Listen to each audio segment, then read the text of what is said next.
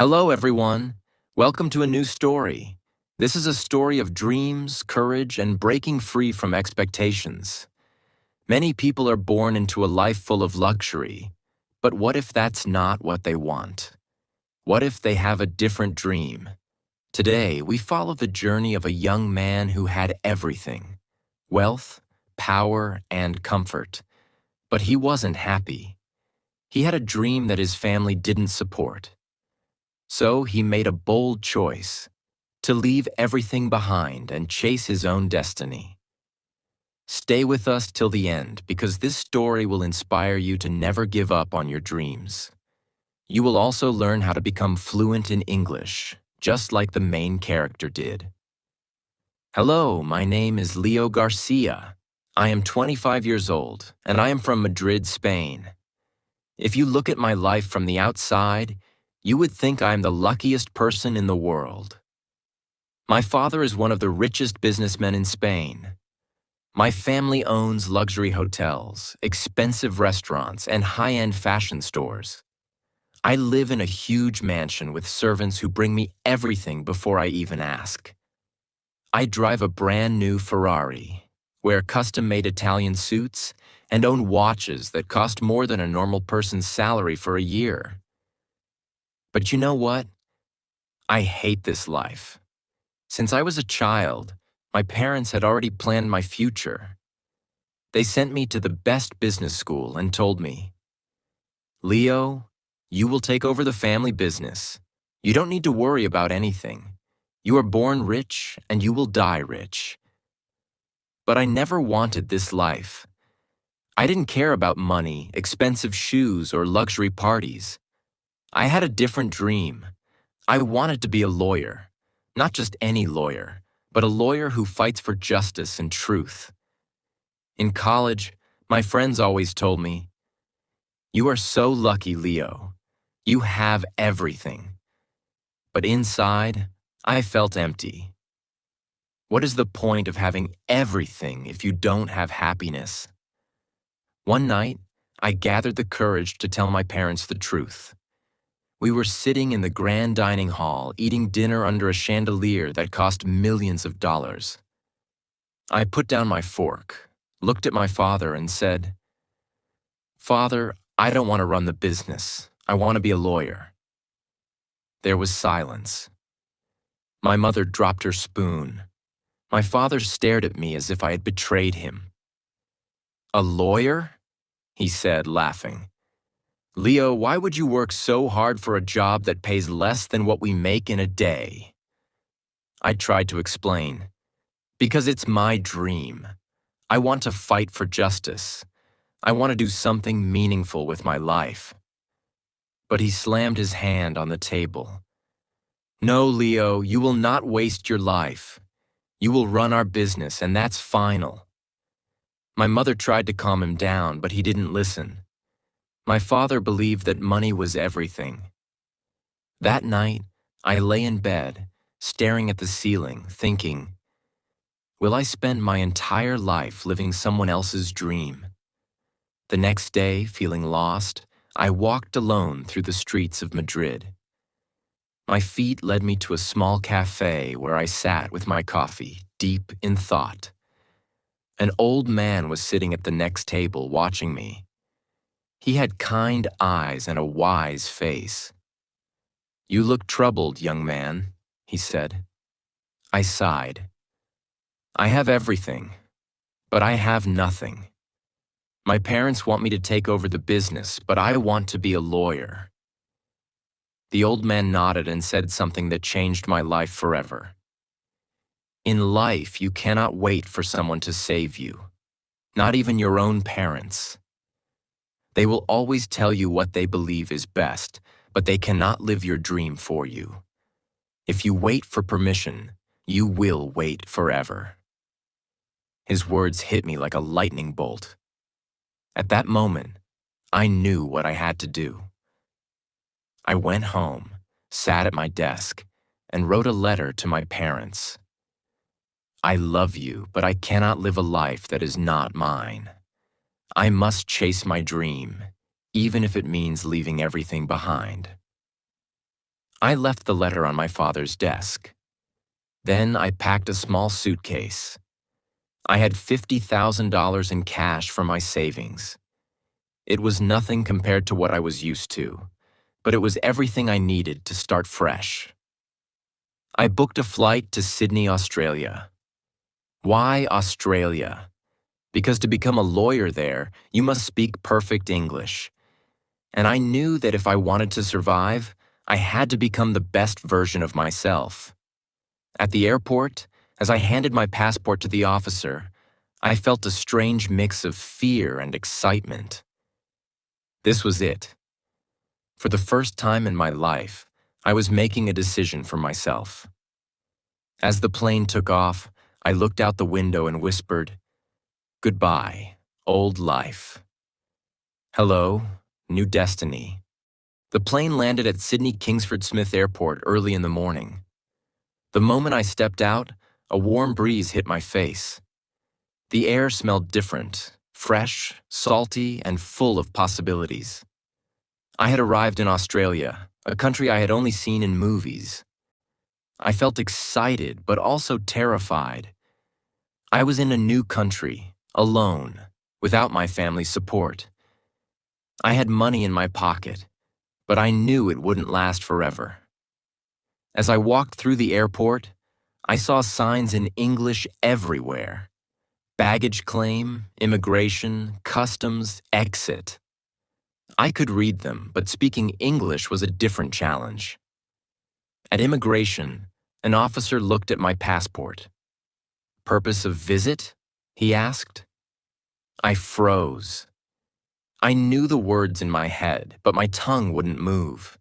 I had studied English in Spain, but real-life conversation was much harder. I come for study?" "Law," I said, struggling. The officer raised an eyebrow. "You mean you are here to study law?" I nodded quickly. Yes, study law."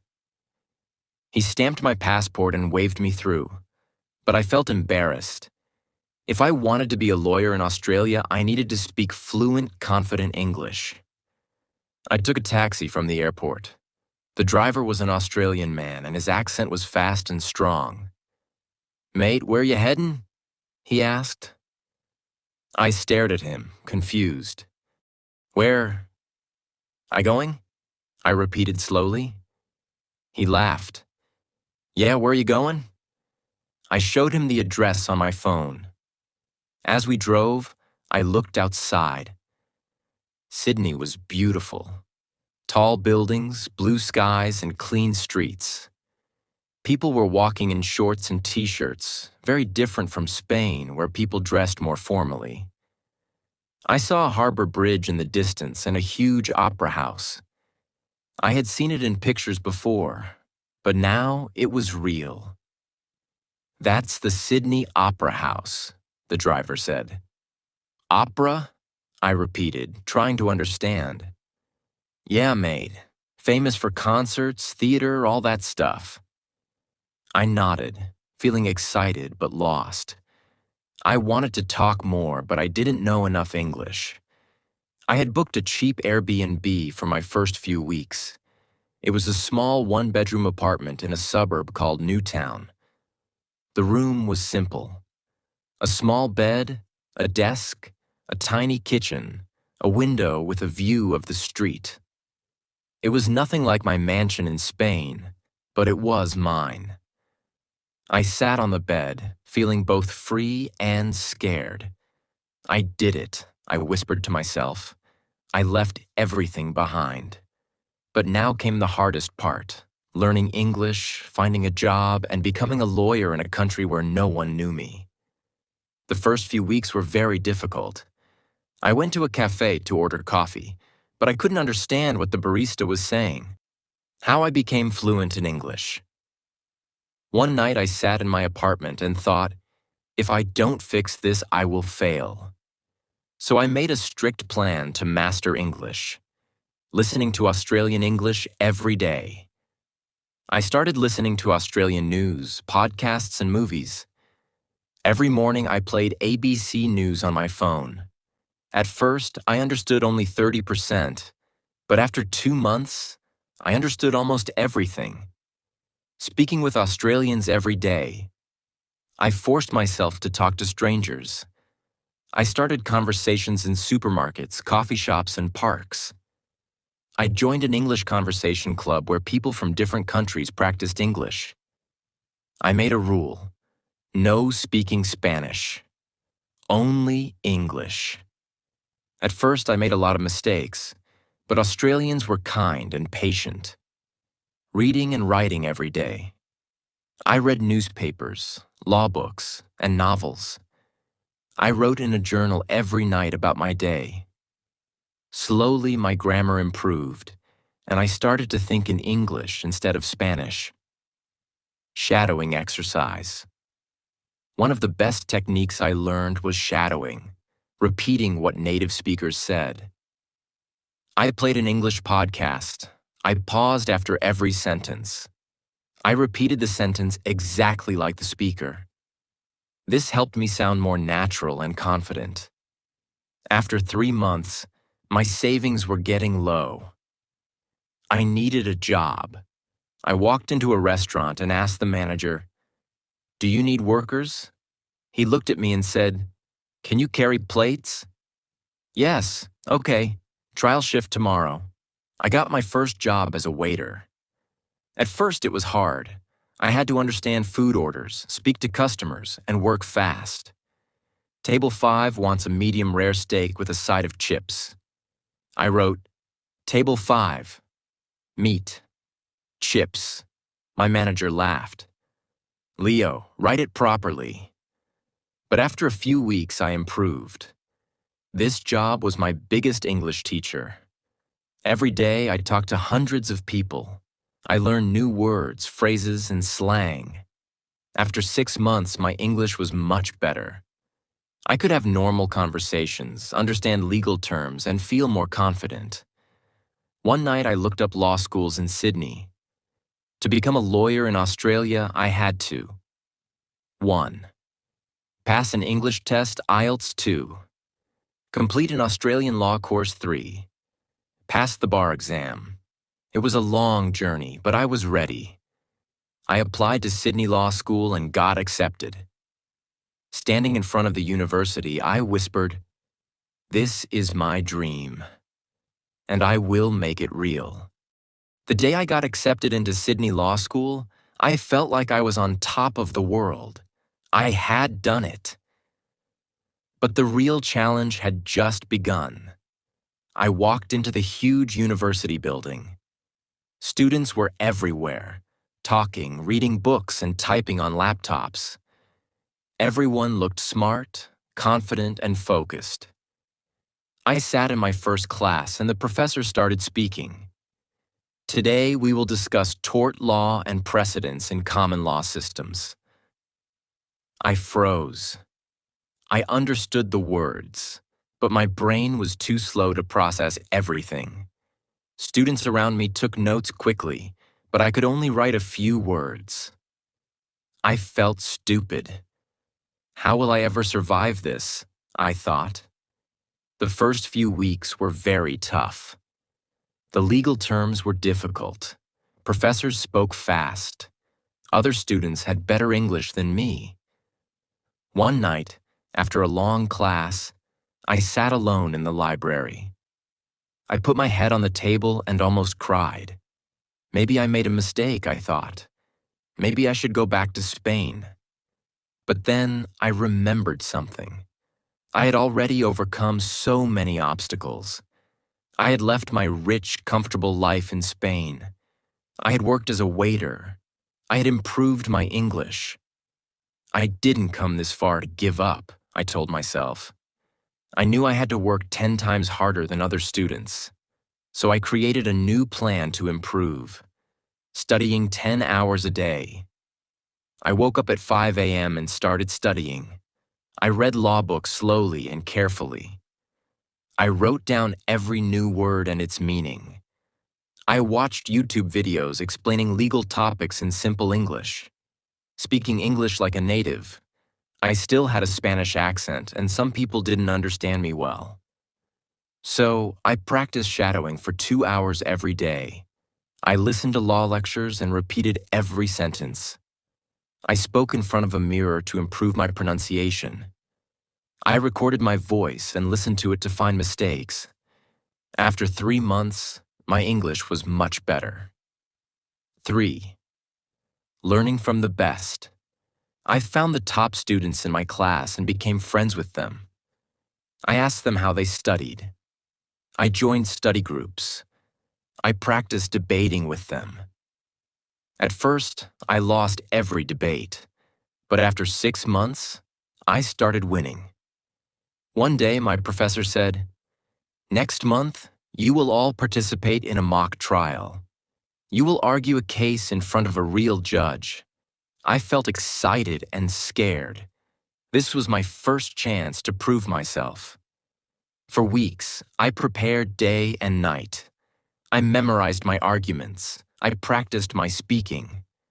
Finally, the day came. I stood in the courtroom. My hands were shaking.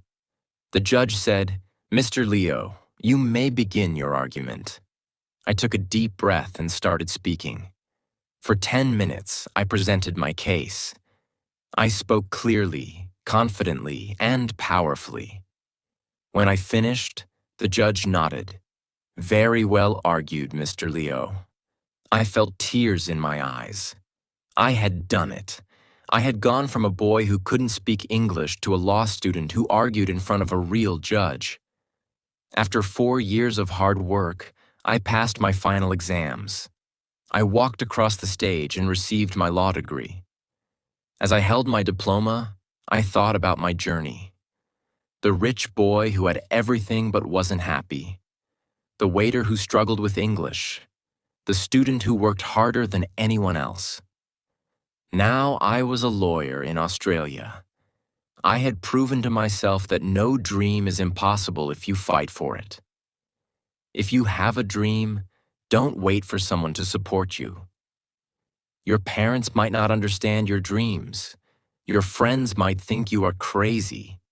Society might tell you that you can't do it. But in the end, it's your life. If you work harder than everyone else, you can achieve anything. This is my story. What will yours be? If you have a dream, go after it. Don't wait for permission. Don't wait for the perfect time. Don't wait for someone to help you. Because the truth is, no one will fight for your dream except you. People will doubt you. Some will laugh at you. Even your own family may not believe in you. But your dream is your responsibility. I was just a rich boy from Spain. I had money, cars, and expensive clothes, but I wasn't happy. I left everything to follow my own path. I worked as a waiter, struggled with English, and fought through difficult times. And in the end, I made it. If I can do it, so can you. No dream is too big. No goal is impossible. All you need is courage, hard work, and the belief that you can change your life. So don't waste time waiting. Start now. Your dream is waiting for you. And when you finally achieve it, the world will look at you and say, "How did you do it?" And you will smile and say, "Because I never gave up."